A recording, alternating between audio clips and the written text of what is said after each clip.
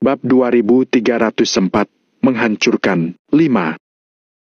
Ratusan ribu orang tercengang, kemudian buru-buru membungkuk kepada Valentino sebagai balasannya.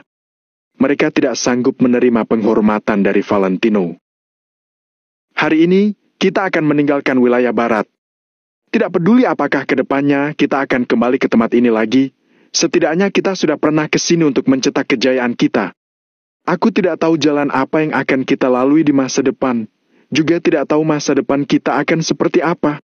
Yang aku tahu adalah selama kamu dan aku tetap bersama, bahkan kalau itu adalah lautan api, kita juga bisa menghancurkannya. Bendera tempur asosiasi Maple Pavilion tidak akan jatuh. Valentino tiba-tiba mengepalkan tangan kanannya, lalu mengangkatnya ke udara sambil berteriak keras. Bendera tempur tidak akan jatuh selamanya. Bendera tempur tidak akan jatuh selamanya. Pada saat ini, ratusan ribu orang berseru kencang dengan darah yang terasa bergelora. Tidak masalah apakah itu rasional atau tidak peduli apakah itu benar atau salah. Yang terpenting adalah berjuang bersama. Hanya sesederhana itu. Ayo, kita pulang. Begitu Valentino melambaikan tangannya, semua orang pun berbalik dan berangkat. Lebih dari 450.000 orang melangkah bersama. Akan seperti apa pemandangan itu? Asap dan debu beterbangan memenuhi udara. Pada dasarnya, sebagian besar orang berjalan kaki. Lagi pula, kepergian kali ini sama saja dengan menyerahkan wilayah barat kepada orang lain. Jadi, semua orang secara alami tidak akan meninggalkan barang yang bisa dibawa pergi. Sebagian besar kendaraan diisi dengan persediaan dan perlengkapan, sementara tempat yang tersisa pun diberikan kepada prajurit yang terluka. Namun, ini hanya solusi sementara. Saat ini, prajurit Maple Pavilion di wilayah timur, wilayah selatan dan segitiga emas sudah memobilisasi kendaraan yang tak terhitung jumlahnya untuk datang menyambut mereka. Tidak lama kemudian, kedua belah pihak akan bertemu. Valentino juga berjalan kaki. Dia memberikan mobilnya kepada yang terluka. Awalnya, Chris juga hendak berjalan kaki. Namun, Mario secara paksa memasukkannya ke dalam mobil. Luka pada kaki Chris sangat serius. Jika tidak ditangani dengan baik, infeksi pada lukanya pasti akan menjadi semakin parah. Chris juga tahu keseriusan lukanya, jadi dia pun tidak menolak. Valentino berjalan di barisan terdepan sambil memegang pedang Raja Darah. Di belakangnya diikuti oleh ribuan pasukan. Sementara Mario, pasukan pedang darah dan anggota inti prajurit Maple Pavilion mengelilingi Valentino. Semua orang melangkah maju secara serempak, terlihat sangat bersemangat. Seolah-olah seperti telah memenangkan pertempuran dan kembali dengan membawa kemenangan. Tidak, bukan seperti, melainkan mereka memang sudah meraih kemenangan besar. Valentino berjalan sambil perlahan mendongak untuk melihat langit malam berbintang. Wilayah barat, aku tidak hanya sudah datang ke sini, aku bahkan membuat banyak hal di sini. Sekarang, aku akan pergi lagi. Apa yang bisa kamu lakukan padaku? Wilayah barat ini tidak bisa menahanku. Semua tempat juga tidak bisa menahanku. Valentino perlahan bergumam dalam hatinya, lalu menarik pandangannya dan terus berjalan. Omong-omong, sebenarnya aku sedikit penasaran. Waktu itu, pasukan pedang darah begitu kuat, kenapa bisa tiba-tiba merosot? Aku rasa sesuatu pasti telah terjadi, kan? Sambil berjalan, Valentino dengan santai bertanya kepada pria parubaya yang berasal dari pasukan pedang darah itu. Memang telah terjadi sesuatu. Pria parubaya itu berhenti sejenak, ekspresinya terlihat sedikit muram. Tampaknya, hal-hal itu pasti tidak terlalu bagus. Kalau hal ini tidak terjadi, aku benar-benar tidak berani percaya bahwa Paman Bosco pernah begitu berjaya. Valentino tersenyum, nadanya juga sangat emosional. Hanya bisa dikatakan bahwa setiap orang memiliki ceritanya masing-masing. Cerita ini merupakan harta pribadi semua orang. Begitu juga dengan Paman Bosco. Di mata orang lain, dia hanyalah seorang pemilik kedai mie. Valentino juga berpikir begitu. Bosco juga pernah memberitahu Valentino bahwa istrinya sudah lama pergi dan masih belajar di luar negeri. Waktu itu, Valentino benar-benar mempercayainya. Namun, Valentino tidak menyangka bahwa Bosco akan menipunya. Kak Valentino, sebenarnya bukan karena aku tidak mau memberitahumu. Hanya saja hal yang terjadi saat itu sangatlah rumit. Aku tidak bisa menjelaskannya untuk sementara waktu. Waktu itu, banyak hal telah terjadi. Semuanya menumpuk bersama dan pada akhirnya meledak seketika. Sebenarnya, pembubaran pasukan pedang darah bukan karena dilenyapkan oleh orang lain, melainkan dia sendiri yang meminta untuk dibubarkan. Lalu, dia tidak mengizinkan salah satu dari kita mengikutinya. Jadi, dia pun pergi sendirian. Selama bertahun-tahun, kami juga tidak tahu di mana dia. Awalnya, kami ingin pergi ke negara Nagon untuk mencarinya, tapi kami juga tidak berani. Beberapa pria Paruhbaya menghela napas pelan. Ketika mengungkit hal masa lalu, mereka pun merasa sangat emosional di dalam hati mereka. Valentino mengangguk. Dia bisa memahami perasaan beberapa pria Paruhbaya ini. Lagi pula, pada saat itu juga merupakan masa kejayaan mereka. Valentino mengangguk, lalu berkata sambil tersenyum. Aku mendengar dari Pak Hendrik bahwa saat itu, pasukan pedang darah wilayah barat benar-benar sangat terkenal. Jumlah kalian sangat sedikit, tetapi kalian semua berani dan pandai bertarung. Tidak masalah bagi setiap prajurit untuk menandingi 10 orang. Karena itu, kalian baru bisa berkembang dengan begitu cepat. Sebelum pergi, Hendrik juga sudah menceritakan sedikit hal mengenai pasukan pedang darah wilayah barat kepada Valentino. Oleh karena itu, Valentino juga bisa dikatakan memiliki pemahaman tentang mereka. Kak Valentino, sebenarnya kami bukan orang dari wilayah barat. Ketika mengatakan ini, pria Paruhbaya itu tiba-tiba berhenti. Setelah beberapa detik, dia baru kembali berbicara. Kak Valentino, apakah kamu tahu ahli bela diri? Valentino menggeleng ringan sambil tersenyum tipis. Bagaimana mungkin Valentino tidak pernah mendengarnya? Dia sendiri adalah seorang ahli bela diri. Terlebih lagi, Valentino juga dapat melihat bahwa pria Paruhbaya ini memang berbeda dari orang biasa.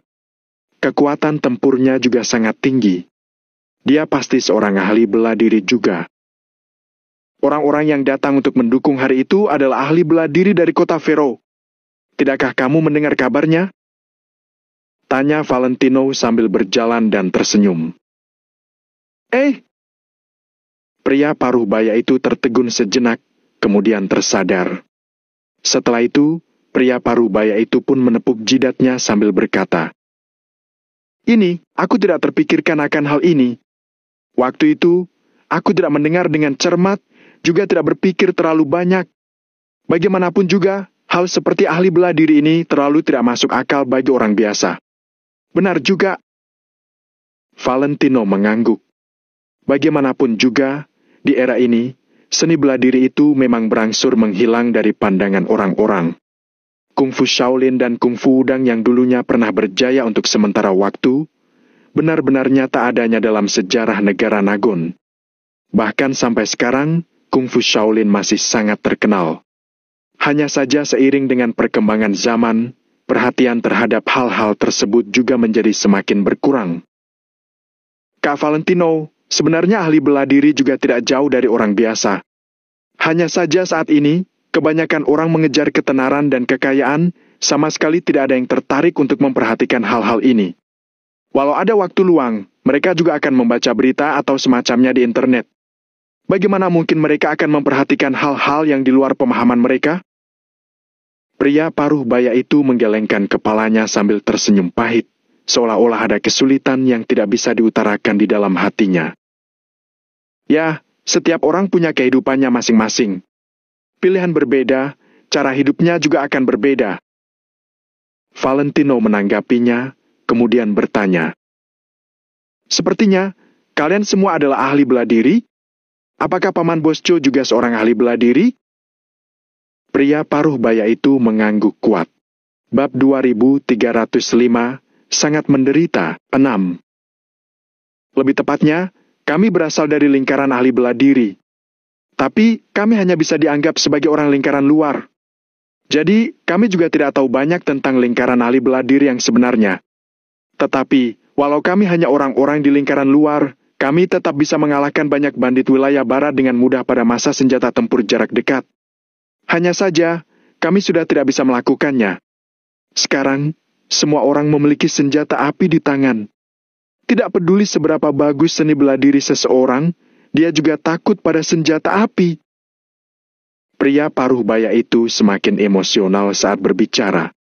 Nada bicaranya menyeratkan rasa tak berdaya yang mendalam. Lagi pula, zaman sudah berbeda.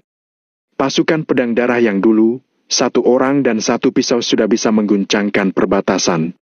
Lagi pula, siapa yang akan takut mati? Dalam pertempuran jarak dekat, kekuatan tempur semua anggota pasukan pedang darah sangatlah kuat. Mereka bisa memenggal kepala lawan hanya dengan 1 tebasan. Namun sekarang, musuh sama sekali tidak perlu mendekati kita. Di mana mereka hanya perlu berdiri di kejauhan dan menembakkan peluru, pada akhirnya kita pun akan mati di tempat. Ya, zaman sekarang sudah berbeda dengan dulu. Tapi tidak apa-apa, orang harus selalu melangkah maju. Kita tidak bisa mengubah dunia, jadi kita hanya bisa menyesuaikan diri dengan dunia. Selesai Valentino melontarkan ucapan ini, dia melanjutkan. Setelah kita tiba di wilayah selatan, aku akan meminta seseorang untuk menjemput Paman Bos Chow dan membiarkan kalian bertemu. Begitu kata-kata ini dilontarkan, beberapa pria paruh baya itu pun langsung menghentikan langkah mereka. Wajah mereka penuh dengan keterkejutan, kegembiraan, dan kegelisahan. Pada saat ini, mata beberapa orang itu langsung memerah. Mereka menatap Valentino dengan tidak percaya. Apakah mereka benar-benar bisa bertemu dengan Bos Chu? Beberapa pria paruh baya itu telah mengharapkan hal ini sejak beberapa tahun yang lalu.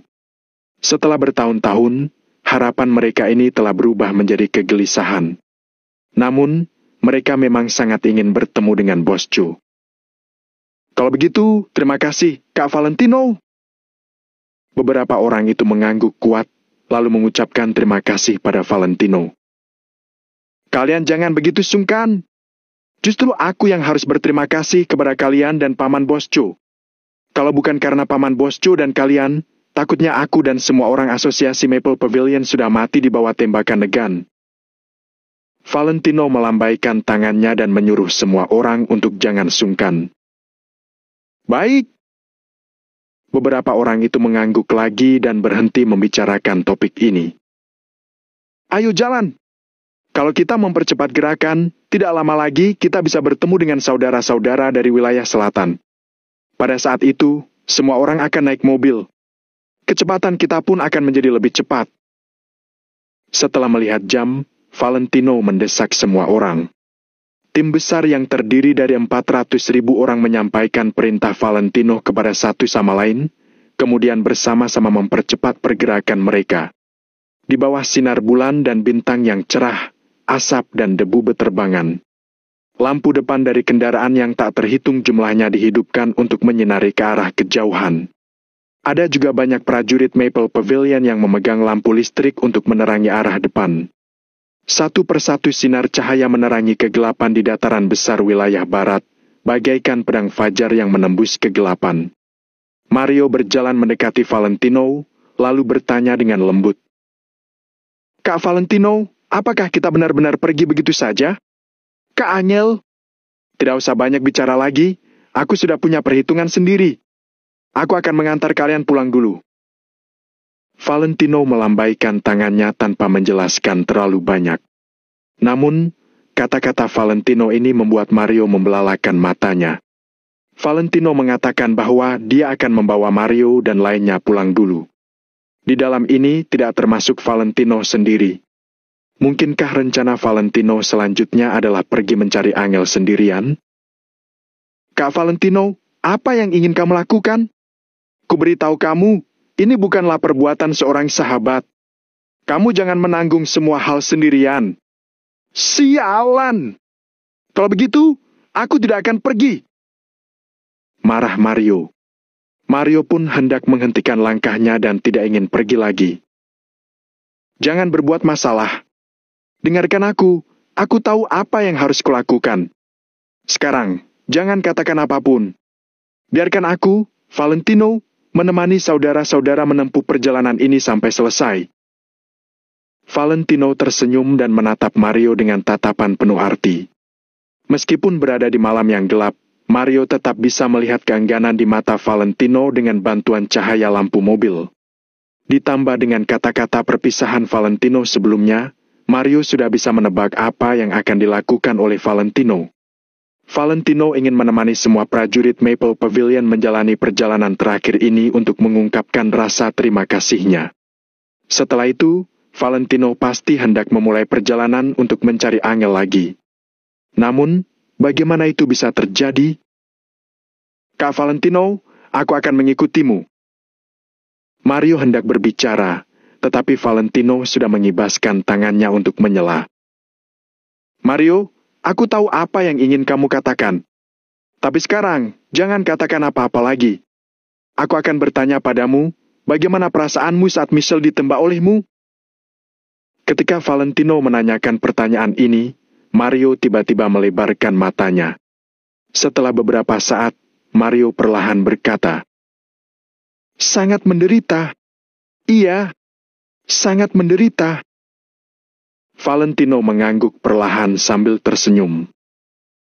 "Aku juga begitu. Orang lain mungkin tidak tahu apa yang telah dilakukan Angel untukku, tapi kalian semua tahu.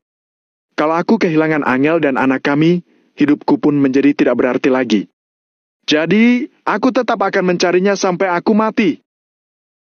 Valentino perlahan menepuk bahu Mario, lalu berjalan ke depan. Mario berhenti di tempat untuk beberapa saat. Pada akhirnya, dia tetap tidak mengatakan apa-apa. Ada beberapa hal yang tidak bisa kamu mengerti tanpa mengalaminya sendiri. Waktu itu, Mario dan Michelle pernah mengalami perpisahan hidup dan mati. Jadi, Mario baru bisa memahami suasana hati Valentino saat ini. Karena itu, Mario tidak tahu bagaimana menasihati Valentino. Mario juga tahu bahwa Valentino tidak membutuhkan nasihatnya. Ada beberapa hal memang harus dilakukan. Setelah berjalan selama hampir 20 menit, semua orang akhirnya melihat cahaya di depan. Sepertinya ada cukup banyak mobil yang sedang melaju kemari. Terlebih lagi, Valentino masih bisa samar-samar melihat ada asap dan debu yang berterbangan.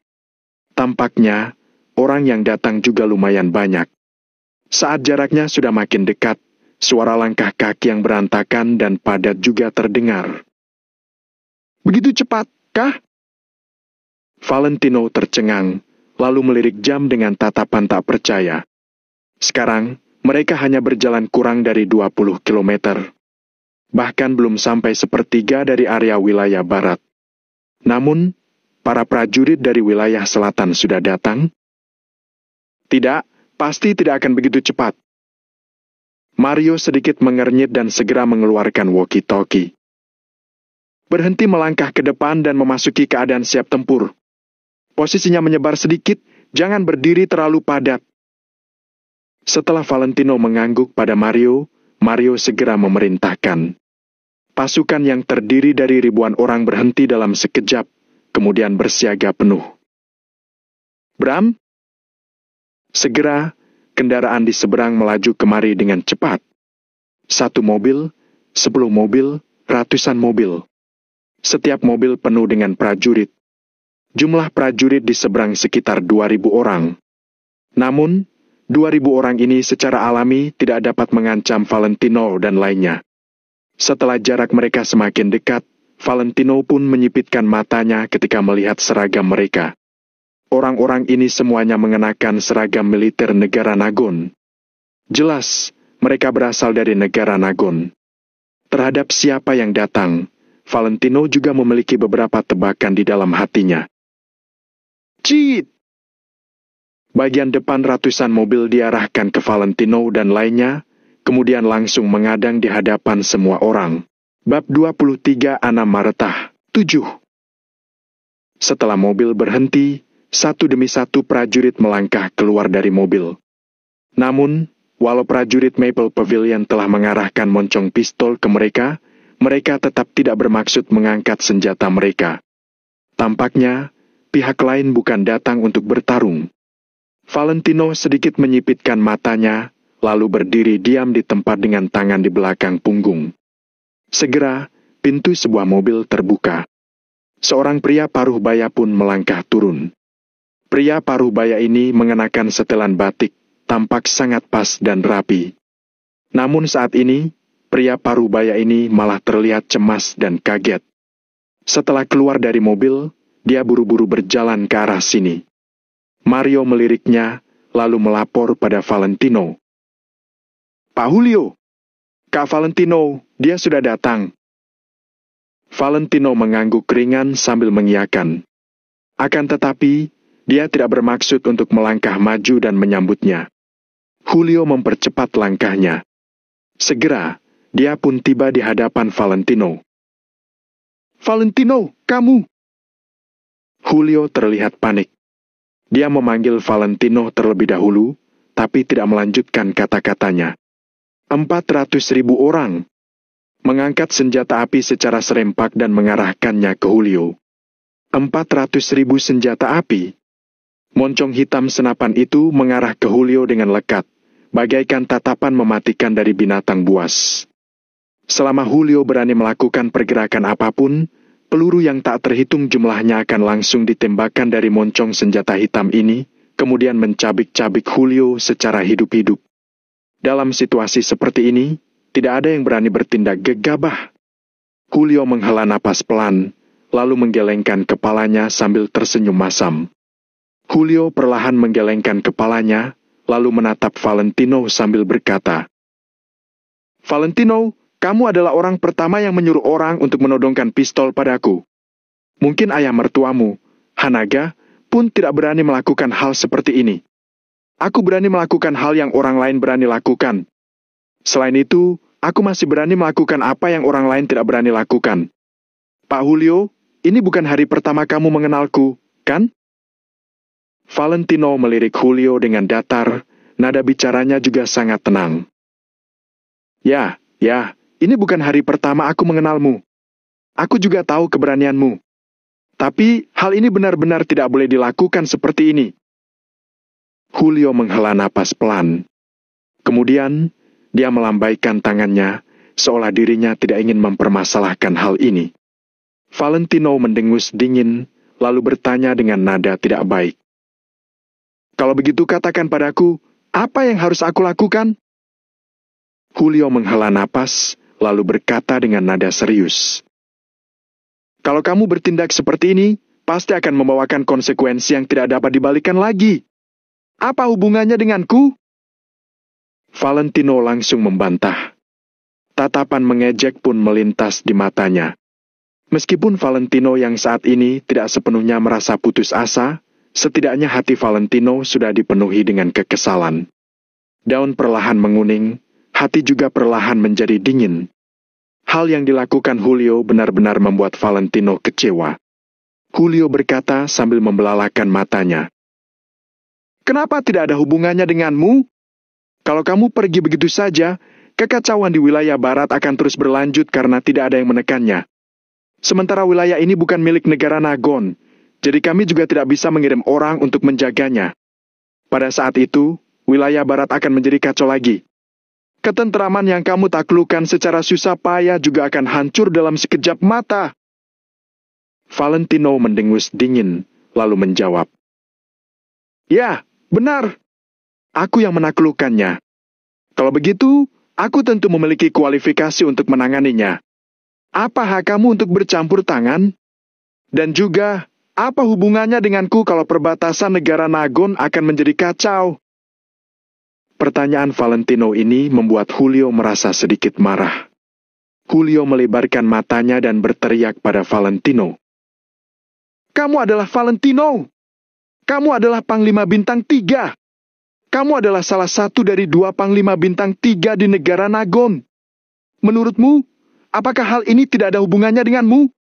Oh, sekarang kamu sudah tahu aku adalah Panglima Bintang 3, ya? Ketika kalian membutuhkanku, kalian tahu kalau aku adalah Panglima Bintang 3 negara Nagon. Sialan! Kalau begitu, ketika aku membutuhkan bantuan kalian, kalian di mana? Aku memiliki 700.000 prajurit di bawah komandoku, tapi satu pun tidak bisa digunakan. Apakah ini yang dinamakan Panglima Bintang 3? Julio, jangan bilang kalau aku telah menyalahkanmu. Memangnya apakah aku bersalah? Apakah aku salah menyalahkanmu? Aku membawa orang untuk menyerang wilayah barat, tapi jumlah prajuritku 200.000 orang lebih sedikit dari pihak lain. Lalu apa yang kamu lakukan? Kalau bukan karena ada bantuan dari saudara-saudara pasukan pedang darah, sekarang aku sudah mati di bawah tembakan orang lain. Kamu malah menyaksikan aku dan para prajuritku pergi cari mati. Katakan padaku, apa yang sudah kamu lakukan? Valentino melangkah maju, lalu menarik kerah Julio dan langsung mengangkatnya. Kamu! Julio menyadari dengan ngeri bahwa kekuatan Valentino ternyata begitu menakutkan. Valentino mengangkat Julio secara perlahan hanya dengan menggunakan satu tangan. Saat ini, kaki Julio tidak menyentuh permukaan tanah. Kerah bajunya mengencangkan lehernya, membuatnya sedikit sesak napas. Namun, yang lebih mengejutkan Julio adalah ketika melihat adegan ini, 2.000 prajurit yang dibawanya malah tidak bermaksud untuk campur tangan. Mereka bahkan tidak mengucapkan sepatah kata pun dan hanya menonton dengan tenang. Seolah-olah Valentino memang seharusnya memperlakukan Julio seperti ini. Hal ini membuat Julio merasa terkejut. Apakah tindakan Julio kali ini benar-benar sudah salah? Sehingga baru akan muncul adegan seperti sekarang. Julio harus mengakui bahwa dia telah kehilangan hati orang-orang. Sementara Valentino adalah orang yang memenangkan hati orang-orang. Orang yang memenangkan hati orang-orang akan memenangkan dunia. Julio, lihat ke belakang dan perhatikan baik-baik orang-orang di belakangku ini. Valentino menatap Julio lekat-lekat. Kemudian, satu tangannya meraih kerah Julio, sedangkan satu tangan lainnya perlahan menunjuk ke arah belakang. Lihatlah baik-baik, teriak Valentino. Mendengar ini, Julio pun tanpa sadar mengalihkan pandangannya ke belakang dan melihat ratusan ribu prajurit Maple Pavilion itu. Lihatlah mereka. Mereka menemaniku bertempur mati-matian dalam pertempuran berdarah. Demi stabilitas negara Nagon, mereka menyerang wilayah timur, segitiga emas dan wilayah selatan. Untuk apa mereka melakukan ini? Katakan padaku, untuk apa? Perhatikan baik-baik, siapa mereka? Mereka adalah prajurit. Mereka adalah pahlawan. Mereka adalah prajurit berdarah besi yang mengorbankan nyawa dan darah mereka demi ketenangan perbatasan negara Nagon. Orang yang saat ini masih bisa berdiri di sini dan dilihat olehmu adalah orang yang beruntung, karena mereka masih hidup. Sementara di tempat yang tak terlihat olehmu, kamu tidak tahu seberapa banyak orang yang telah menumpahkan darah mereka, seberapa banyak jiwa heroik yang telah dikuburkan, serta seberapa banyak orang yang meninggal dalam penderitaan. Kamu tidak tahu semua itu. Kamu hanya bisa duduk di kantor dan memberi perintah. Aku tahu, karena aku melihatnya dengan mata kepalaku sendiri. Valentino menggertakkan giginya sambil berteriak marah, membuat kepala Julio pun berdengung. Julio tidak pernah berpikir bahwa Valentino akan memiliki dendam yang begitu besar padanya. Sebelumnya, Valentino tidak mengatakannya. Jadi, mereka juga tidak peduli.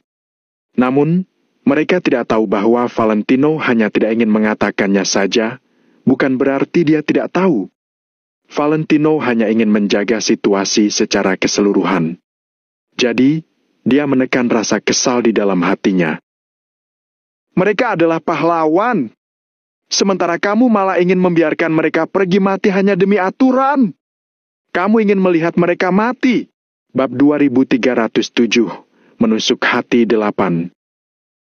Kamu terus mengatakan padaku bahwa tidak mungkin mengorbankan nyawa prajurit negara Nagon demi satu orang. Aku akui ucapanmu masuk akal, tapi maksudmu itu saudara-saudara yang ada di belakangku ini tidak berhak untuk menjadi prajurit negara Nagon. Valentino terus berteriak dengan lantang. Setiap katanya bagaikan ledakan guntur yang keras. Setiap katanya bagaikan pisau baja yang tajam dan menusuk hati Julio. Setiap katanya sangat menusuk hati dan masuk akal. Julio pun tidak bisa berkata-kata. Waktu itu, ketika berada di tempat Pak Reza, kamu ingin mengambil kembali pangkatku. Tahukah kamu kenapa aku tidak peduli? Aku bukan pura-pura tidak peduli, tapi aku sungguh tidak peduli. Karena pangkat yang kumiliki ini ditukar dengan nyawa dan darah ribuan orang. Ribuan nyawa ditukar dengan tanda pangkat di bahuku. Coba kamu katakan padaku, bagaimana aku bisa tenang? Jadi, aku tidak membutuhkannya. Aku lebih memilih tidak memiliki peringkat omong kosong ini karena aku tidak ingin mereka mati. Valentino menggertakkan giginya dan melempar Julio ke lantai, lalu dia maju selangkah untuk menunjuk Julio. Aku akan mengembalikan pangkat ini padamu, pada negara Nagon. Dasar sialan, kembalikan saudara-saudaraku padaku. Awalnya Valentino berkata dengan nada dingin, tapi ketika dia mengatakan ini, nadanya seketika tercekat. Kamu kembalikan prajurit Maple Pavilion yang sudah mati padaku, kembalikan istriku. Aku bisa menyerahkan apapun. Aku akan mengembalikan pangkat ini. Aku bisa memberimu asosiasi Valentino Empire dan asosiasi distrik komersial Reverso, tapi kamu harus mengembalikan mereka padaku. Saat ini, emosi Valentino sudah meledak. Air mata terus mengalir dari matanya, meninggalkan banyak jejak air mata di wajahnya. Di belakang mereka, mata Mario dan yang lainnya juga memerah. Rose, Jenny, Caroline dan yang lainnya juga meneteskan air mata. Seorang pria yang sangat kuat, pria yang memiliki 500.000 prajurit di bawah komandonya. Pada saat ini, dia menunjukkan kerentanan, menunjukkan sisi yang sesungguhnya dan sedang meneteskan air mata. Bisa dibayangkan betapa banyaknya perasaan yang dia timbun selama ini. Seorang pria sulit menangis karena dia belum merasa sedih. Valentino selalu memikul dan mengalami terlalu banyak hal. Tidak ada yang benar-benar bisa memahami tekanannya dan tidak ada yang bisa benar-benar membantunya menanggung tekanan ini. Bicaralah! Bicaralah! Dasar sialan! Prajurit negara Nagon adalah manusia. Apakah saudara-saudara di belakangku ini bukan manusia? Katakan padaku. Mereka telah melakukan banyak hal, tetapi mereka tidak mendapatkan imbalan dan penghargaan. Bahkan di mata orang lain, mereka hanyalah bandit perbatasan. Apakah mereka pernah mengeluh? Sedangkan kamu, Julio, kamu hanya memerintahkan orang dari kantormu, lalu rencana sempurnamu sudah terwujud. Kami yang akan memikul semua tanggung jawab. Kami yang harus menumpahkan darah dan kalian akan mengambil semua penghargaan atas ini. Aku tidak peduli. Aku tidak peduli, begitu juga saudara-saudara di belakangku. Tapi Julio, kamu jangan sembarangan memberi perintah di depanku. Apa yang ingin kami lakukan? Aku tidak perlu melapor padamu dan kamu juga tidak bisa ikut campur. Karena kamu tidak pantas. Valentino membelalakan matanya dengan marah. Dia pun menatap Julio lekat-lekat, lalu mengarahkan telapak tangannya ke leher Julio sambil berteriak. Saat ini, Julio sedang berjongkok di atas lantai. Kelihatannya sungguh menyedihkan. Sedangkan hati Julio dipenuhi dengan rasa kaget. Setiap kata-kata Valentino sangat tajam seperti pisau baja yang menusuk hatinya dengan keras. Akan tetapi, sayangnya, dia tidak bisa menemukan kata-kata yang tepat untuk membantah Valentino. Karena apa yang dikatakan Valentino itu benar. Semua itu benar, sama sekali tidak ada yang salah. Bahkan jika Julio ingin membantah, dia tidak bisa menemukan kata-kata untuk membantah. Valentino, apapun yang terjadi, tenanglah dulu. Kumohon, tenang dulu, oke? Julio perlahan berdiri dari lantai, lalu menatap Valentino sambil berkata dengan tulus. Namun, ekspresi Valentino tetap tidak berubah. Dia masih menunjuk Julio dengan marah, sama sekali tidak peduli dengan apa yang dikatakan Julio. Aku tahu bahwa selama ini, kamu dan saudara-saudaramu memang telah banyak menderita. Aku juga tahu kalau kamu pasti salah paham. Tapi setelah kejadian ini, aku sudah sadar. Aku berjanji lagi padamu bahwa aku benar-benar tidak melakukan hal-hal itu. Selain itu, apa yang aku katakan sebelumnya adalah yang sejujurnya. Negara Nagon mungkin tidak bisa mengambil tindakan untuk sementara waktu, tapi kami juga tidak akan benar-benar menyerah terhadap kalian. Kamu benar, Kalian semua adalah pahlawan dan kalian semua memiliki jasa yang besar kepada negara Nagon. Tidak ada yang meragukan hal ini. Julio menatap Valentino sambil berkata dengan nada yang sangat tulus. Akan tetapi, Valentino masih bergeming. Aku berjanji padamu, orang-orang di belakangmu ini, semuanya, asal mereka ingin bergabung dengan negara Nagon dan mendapatkan kewarganegaraan negara Nagon, aku jamin mereka bisa menjadi warga negara Nagon dengan lancar. Kapanpun mereka ingin pensiun dan kembali ke negara Nagon untuk menetap, aku akan mengaturnya. Julio menatap Valentino sambil langsung mengatakan pemikirannya. Ketika Valentino mendengar ini, sorot matanya akhirnya sedikit berkedip. Dia tidak bisa menolak syarat ini. Jika Julio hanya ingin memberi imbalan kepada Valentino seorang, walau itu adalah keuntungan yang sangat besar, Valentino tidak akan menginginkannya. Namun, Valentino tidak bisa tidak peduli dengan saudara-saudara di belakangnya. Kalau dia bisa memberi mereka masa depan yang stabil, itu adalah keinginan terbesar Valentino dan juga merupakan harapan terbesarnya. Benarkah? Setelah beberapa saat, Valentino menggertakkan giginya sambil bertanya. Aku bersumpah, jika aku berani membohongimu, Valentino, maka aku akan mati. Julio langsung mengangkat tangan kanannya ke langit dan bersumpah. Valentino memandang Julio selama beberapa saat, lalu perlahan menoleh untuk menatap orang-orang di belakangnya. Saat ini, pandangan semua orang terpaku pada Valentino. Valentino bisa melihat beberapa keinginan di mata banyak orang. Lagi pula, mereka telah mengembara begitu lama dan mereka pasti sangat ingin memiliki rumah, kan? Masih banyak yang terluka. Namun pada saat ini, mereka juga mengangkat kepala dari dalam mobil untuk menatap Valentino. Akan tetapi, tidak ada satupun dari mereka yang berbicara. Karena mereka takut mereka mengganggu keputusan Valentino.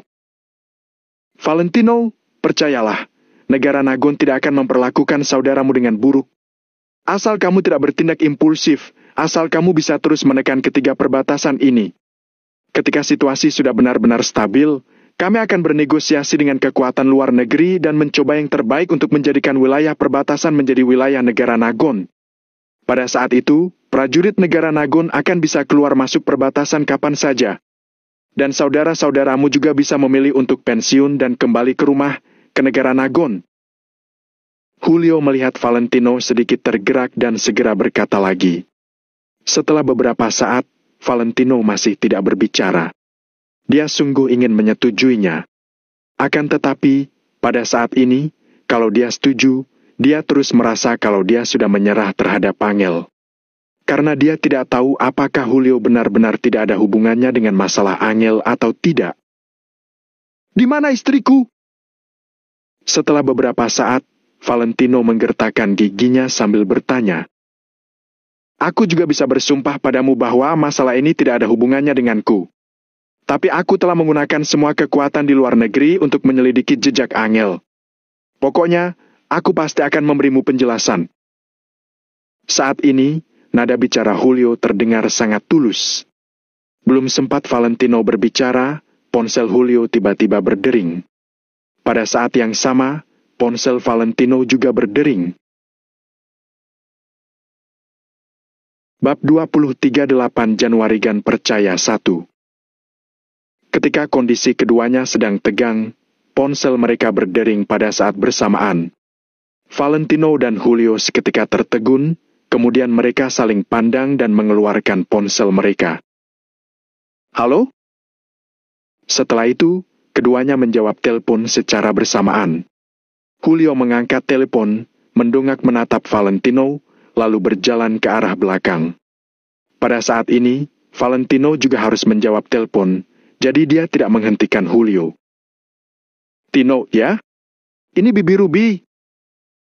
Suara Ruby pun terdengar dari telepon.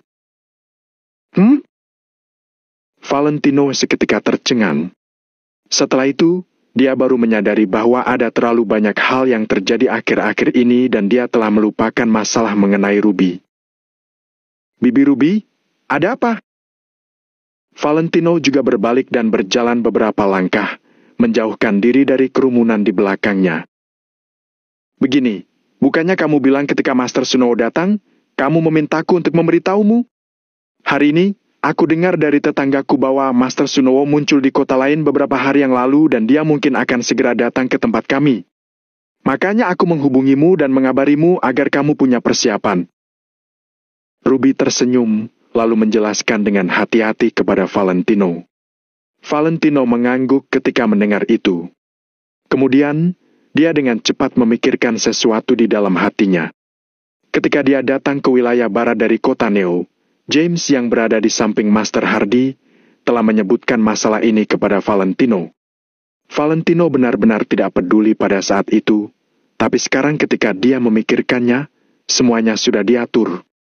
Mungkin, Master Sunowo benaran bisa membimbing Valentino ke jalan yang jelas. Oke, Bibi Ruby, aku akan segera pergi ke sana. Lalu aku akan menunggu di sana sampai Master Sunowo datang.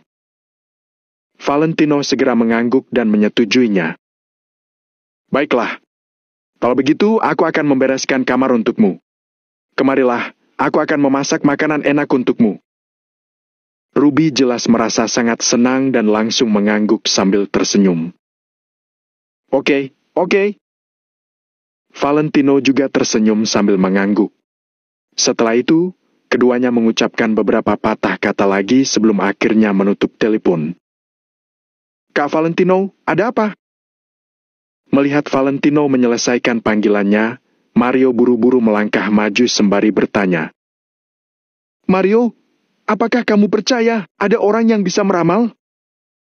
Valentino mengisap rokoknya, lalu tiba-tiba menatap Mario. Ketika mendengar itu, Mario langsung tertegun. Kemudian dia menatap Valentino dengan tatapan bingung. Kak Valentino, apa maksudmu? Mario menggaruk kepalanya sambil bertanya dengan ragu. Artinya, apakah kamu percaya bahwa ada beberapa orang yang bisa meramal dan bahkan melihat masa depan seseorang? Valentino perlahan mengangkat kepalanya untuk menatap Mario sambil bertanya. Sekarang, dia sangat membutuhkan jawaban. Aku meragukannya. Mario merenung selama sesaat, lalu berkata dengan jujur.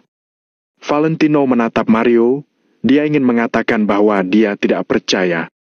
Namun, dia mau tak mau percaya karena takdir sialannya ini dan berbagai rintangan yang ia bawa padanya. Aku dan Pak Hendrik pernah pergi ke kuil tanpa nama di kota Neo. Ada Master Hardy di sana. Jadi kami berdua berbicara sebentar. Dia bilang kalau aku bertobat setelah menguasai keluarga Wijaya, aku bisa hidup aman dan damai ke depannya. Tapi kalau aku tidak bertobat, aku mungkin akan berada jauh di jalan penuh pembunuhan ini. Sekarang, apa yang dikatakan Master Hardy sudah mulai terwujud. Valentino menyentuh ujung hidungnya sambil tersenyum pahit. Apa yang tidak dikatakan Valentino adalah, Master Hardy juga mengucapkan orang yang hebat pun bisa tersesat.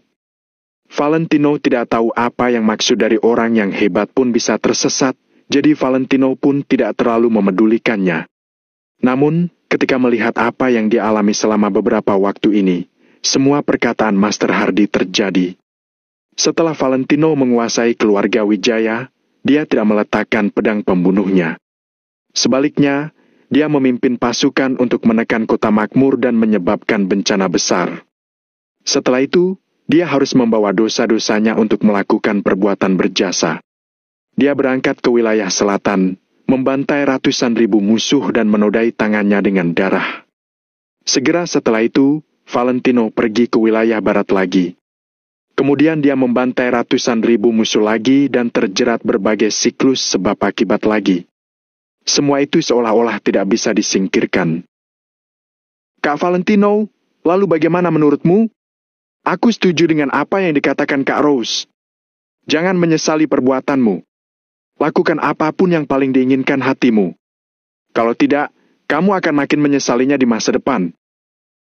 Mario merenung selama sesaat, lalu menatap Valentino dengan serius sambil berkata. Valentino mengambil ponselnya, lalu merenung sejenak sebelum perlahan mengangkat kepalanya untuk melihat ke kejauhan. Aku ingin mencari seniornya Master Hardy. Aku ingin memintanya membantuku lagi dan membimbingku.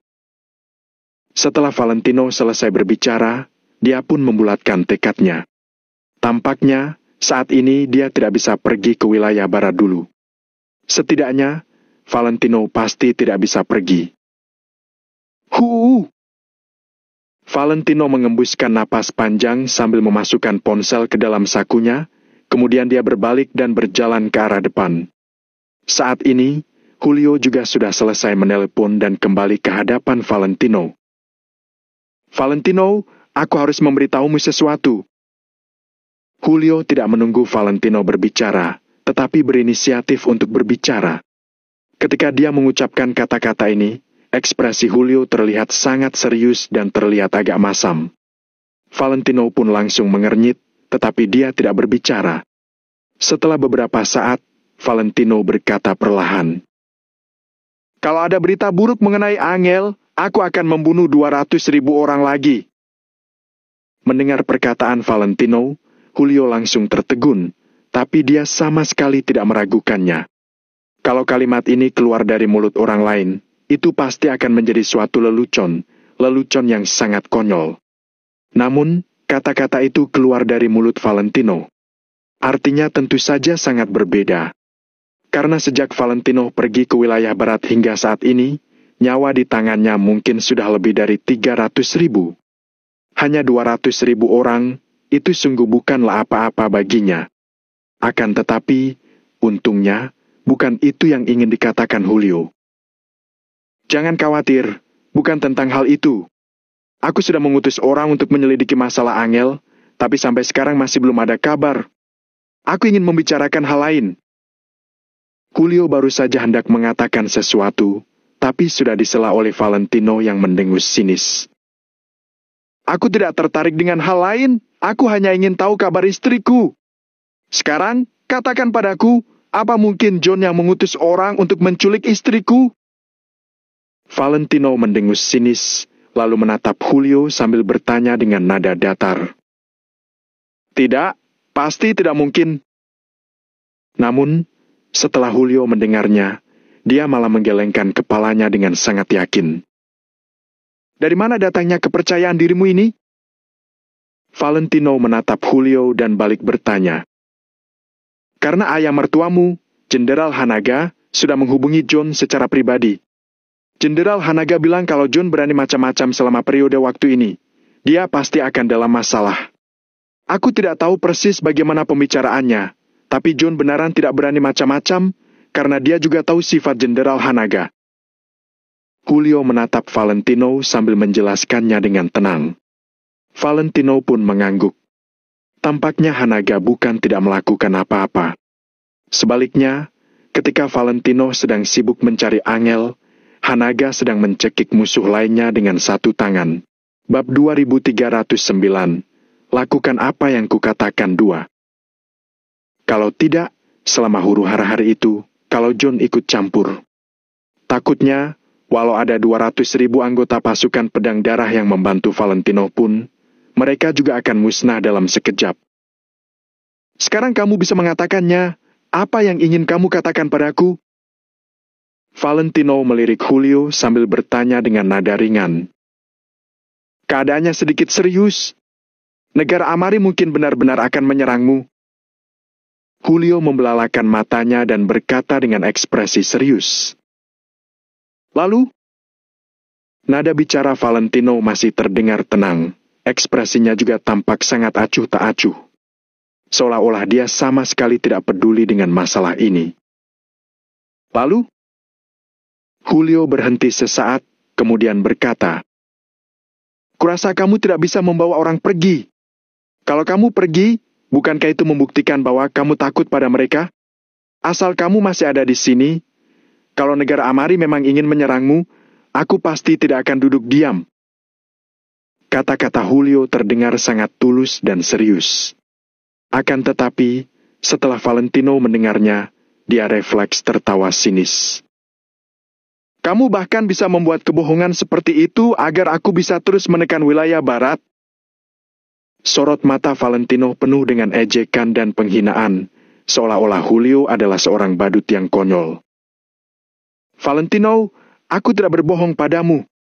Aku barusan mendapat berita itu. Kemungkinan besarnya, target mereka adalah kamu." Bisakah kamu mempercayaiku sekali?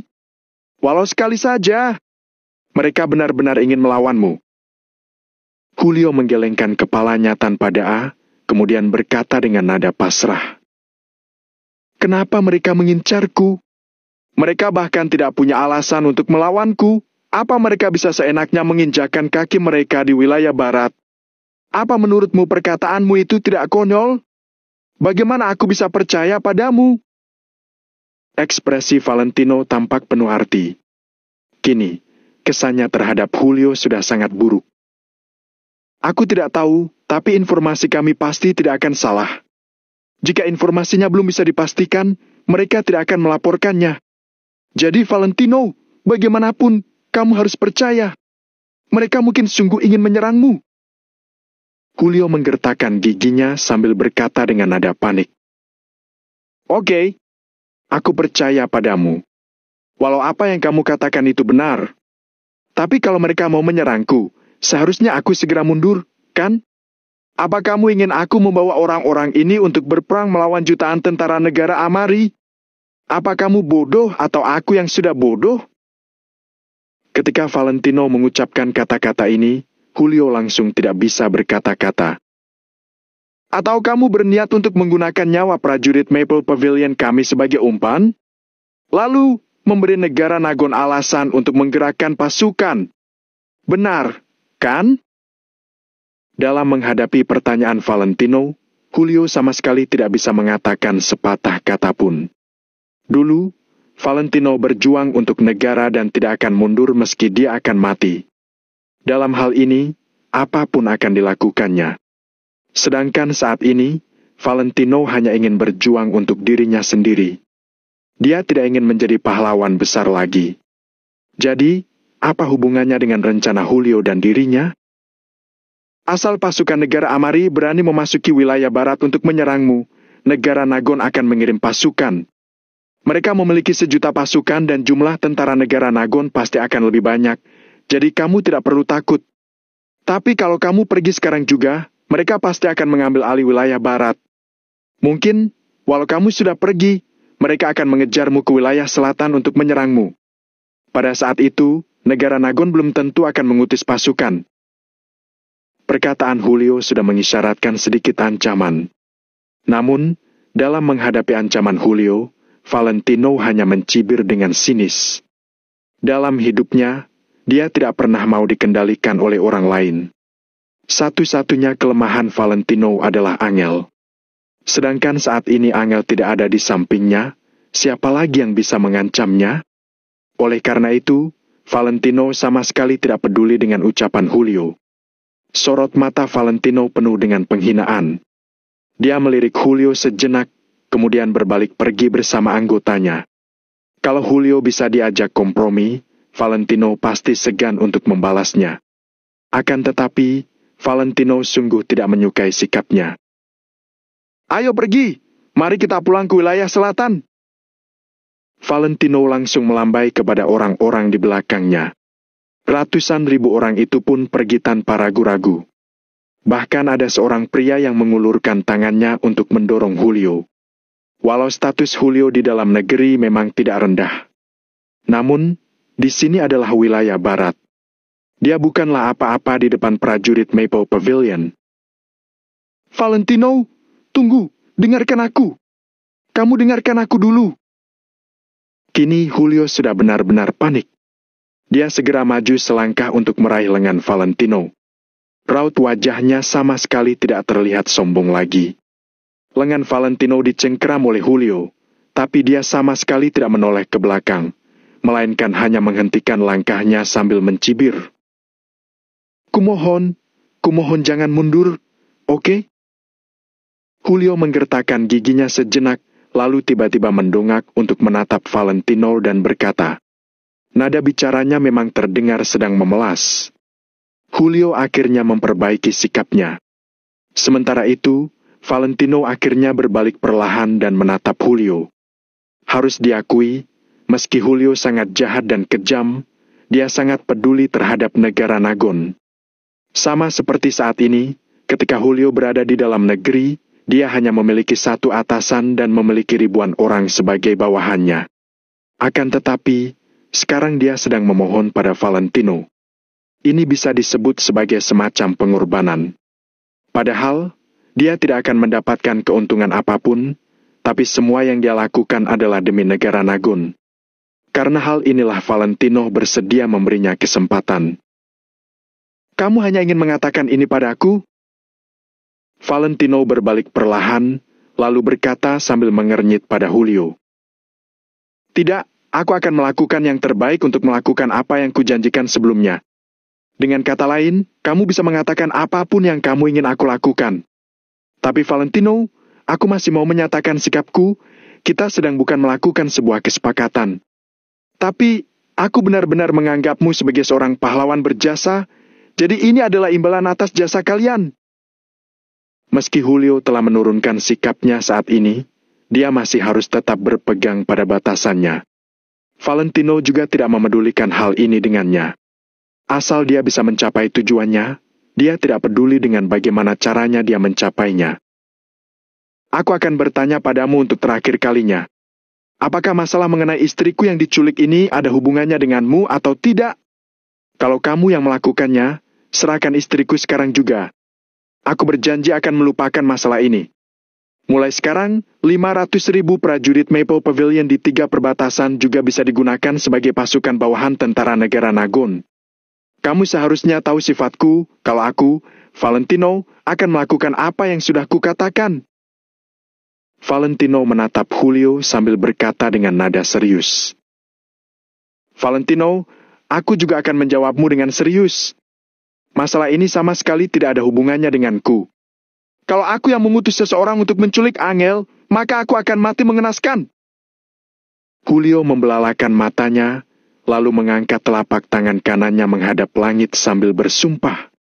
Valentino tidak mengatakan sepatah kata pun, melainkan hanya menatap mata Julio. Begitu Julio berbohong, Valentino bisa melihat beberapa petunjuk di matanya. Bab 2310, 3 persyaratan 3. Namun, tidak ada. Di mata Julio, hanya ada keseriusan dan keterus-terangan, membuat orang tidak bisa melihat apa-apa lagi. Valentino, aku tidak tahu kenapa kamu bisa salah paham terhadapku sampai seperti ini. Tapi cobalah tenangkan dirimu dulu. Pikirkanlah, mana mungkin aku melakukan hal seperti itu? Di seluruh negara Nagon, siapa yang tidak tahu bahwa kamu menganggap Angel lebih penting daripada nyawamu sendiri? Siapa yang begitu bodoh? Keluarga de Reyes pernah menangkap Angel dan kamu membantai semua anggota keluarganya. Bahkan para pelayan pun tidak lepas dari pembantaian itu. Katakan padaku, siapa yang berani melakukan ini? Kata-kata Julio tetap terdengar sangat tulus dan memang begitu kenyataannya. Negara Nagon yang sekarang, memang tidak ada orang bodoh yang mau sembarangan menyinggung Valentino. Meski ada orang bodoh seperti itu, mereka juga belum tentu memiliki kekuatan untuk menangkap Angel. Sedangkan mereka yang memiliki kekuatan untuk menangkap Angel tidak akan mau melakukannya. Itu sama saja dengan menggali kuburan sendiri. Jadi, apa yang dikatakan Julio sangat masuk akal. Baik. Setelah beberapa saat, Valentino perlahan mengembuskan napasnya. Kalau begitu, Valentino akan membahas persyaratannya dengan Julio. Ingat, aku hanya membatalkan keraguanku padamu untuk sementara, bukan berarti masalah ini benar-benar tidak ada hubungannya denganmu. Valentino menatap Julio lekat-lekat sambil berkata dengan nada dingin. Aku tahu. Aku percaya bahwa dinding ada telinga. Kalau tidak mau orang lain tahu tindakan kita, itu tidak mungkin, kecuali kita tidak melakukannya. Kalau kedepannya kamu berhasil menyelidiki bahwa masalah ini benar-benar ada hubungannya denganku, maka kamu bisa membunuhku kapan saja. Julio menatap Valentino dengan serius sambil berjanji lagi. Valentino mengangguk pelan, lalu berkata dengan perlahan. 1. Aku ingin negara Nagon mengambil tindakan penuh dan menggunakan kekuatan luar negeri. Bantu aku menemukan istriku. Valentino berkata dengan tenang, mengatakan syarat pertamanya. Oke, tidak masalah. Julio langsung mengangguk setuju tanpa ragu. Memang itu adalah hal yang seharusnya mereka lakukan. Selain masalah lain, setidaknya secara internal, Valentino masih merupakan seorang panglima bintang 3. Istrinya diculik, tentu saja para petinggi tidak boleh hanya duduk diam. Oleh karena itu, Julio pasti tidak akan menolak permintaan ini. Kedua, para prajurit Maple Pavilion di belakangku. Tidak hanya ini, tetapi juga wilayah selatan, wilayah barat, wilayah timur dan pasukan pedang darah. Semua yang berdiri di belakangku, kalau mereka ingin bergabung dengan negara Nagon dan berkembang di negara Nagon, kamu harus menerima mereka tanpa syarat. Tentu saja, kalau mereka melanggar hukum di dalam negeri, mereka akan tetap dihukum sesuai hukum yang berlaku. Pada saat yang sama, aku juga bersedia bertanggung jawab atas mereka. Valentino menatap Julio sambil mengajukan persyaratan kedua. Julio mendesah dalam hati, sekali lagi merasa kagum dengan kejelian Valentino. Kalau Valentino hanya menyebutkan kata-kata yang di awal, Julio benar-benar harus mempertimbangkannya dengan baik. Karena walau Julio bersedia membiarkan prajurit Maple Pavilion dari wilayah selatan bergabung dengan negara Nagon, dia tidak akan membiarkan orang-orang seperti pasukan pedang darah dari wilayah barat bergabung. Pertama, Julio tidak memahami mereka. Kedua, berapa banyak tentara negara Nagon yang tewas di tangan bandit wilayah barat selama bertahun-tahun? Oleh karena itu, Julio pasti tidak akan langsung setuju. Namun, Valentino tidak hanya mengatakan untuk membiarkan mereka bergabung, tetapi juga mengatakan kalau orang-orang itu macam-macam di dalam negeri, mereka akan ditangani sesuai dengan hukum negara Nagon. Julio takut kalau pada saat itu orang-orang ini akan berbuat jahat di negara Nagon karena ada Valentino di belakang mereka. Sedangkan saat ini Valentino telah mengucapkan kata-kata seperti itu sebelumnya. Jadi, keraguan Julio pun langsung lenyap. Aku berani jamin kalau anggota pasukan pedang darah berbeda dengan bandit wilayah barat. Selama bertahun-tahun, mereka tidak pernah membunuh prajurit perbatasan negara Nagon. Kamu bisa mencari tahu tentang hal ini. Melihat Julio tidak langsung berbicara, Valentino menjelaskan pasukan pedang darah kepada Julio lagi. Itulah kenyataannya. Dulu, Bosco dari pasukan pedang darah adalah orang negara Nagon. Oleh karena itu, peraturan terbesar dari pasukan pedang darah adalah tidak boleh menyinggung negara Nagon. Selama bertahun-tahun, para pria parubaya dari pasukan pedang darah juga sangat ketat terhadap diri mereka sendiri dan tidak berani melanggarnya. Oke, kalau begitu, aku akan menyetujui permintaan ini. Julio tidak lagi merasa ragu dan langsung mengangguk setuju. Kalau begitu, biarkan aku mengatakan persyaratanku yang ketiga.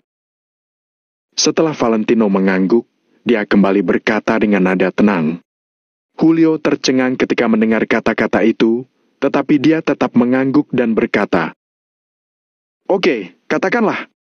Aku bisa meminta sebagian orang-orangku untuk tinggal dan terus menjaga wilayah barat.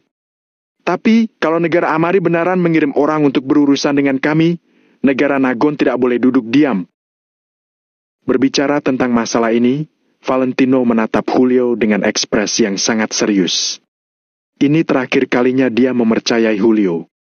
Selain itu, kepercayaannya kali ini akan mempertaruhkan nyawa dari banyak prajurit Maple Pavilion. Karena kalau pada saat itu negara Nagon tidak membantu, jangankan orang-orang yang Valentino tinggalkan di sini. Bahkan jika semua bawahannya tetap tinggal di wilayah barat, mungkin akan sulit untuk menghentikan tentara berzirah besi negara Amari. Bagaimanapun, kekuatan militer negara Amari, penelitian dan pengembangan senjata api mereka termasuk yang terbaik di dunia. Kalau negara Nagon tidak peduli, maka tidak peduli berapa banyak orang yang Valentino minta untuk tetap di sini, mereka pasti akan mati. Valentino, jangan khawatir, aku akan melakukannya. Negara Amari sama sekali tidak punya alasan untuk menyerangmu. Jadi, begitu mereka berani membiarkan pasukan mereka menginjakkan kaki di wilayah barat seenaknya, itu sama dengan melanggar aturan. Pada saat itu, negara Nagon punya alasan untuk mengerahkan pasukan dan pasti bisa menekan mereka kembali. Julio mengangguk sambil berkata dengan yakin. Valentino pun mengangguk perlahan, lalu menatap Julio dan berhenti bicara. Dia hanya memiliki 3 persyaratan. Satu untuk Angel dan satunya lagi adalah demi meninggalkan jalan keluar bagi prajurit Maple Pavilion. Sedangkan yang ketiga adalah demi keselamatan asosiasi Maple Pavilion. Dia sama sekali tidak meminta apapun demi dirinya. Meski para anggota inti di belakang Valentino tidak berbicara, mereka semua sangat terharu. Dia dan Kak Bosco memiliki sifat yang sama. Apa kamu tahu apa sifat mereka? Pria paruh baya dari pasukan pedang darah melihat ke depan sambil bertanya pada orang di sampingnya. Sifat apa? Pria paruh baya yang di sebelah pun tertegun sejenak, kemudian lanjut bertanya. Sifat seperti, mereka adalah bawahanku. Mereka bisa kupukuli dan kumarahi. Tapi, selain aku, tidak ada orang lain yang boleh menyentuhnya, karena mereka adalah orangku. Kalau kamu berani menyentuh orang-orangku, aku akan membunuhmu. Kak Bosco seperti ini, begitu juga dengan Kak Valentino. Jadi, meski terkadang kita tahu bahwa keputusan mereka itu salah, tapi kita tetap akan mengikutinya tanpa ragu.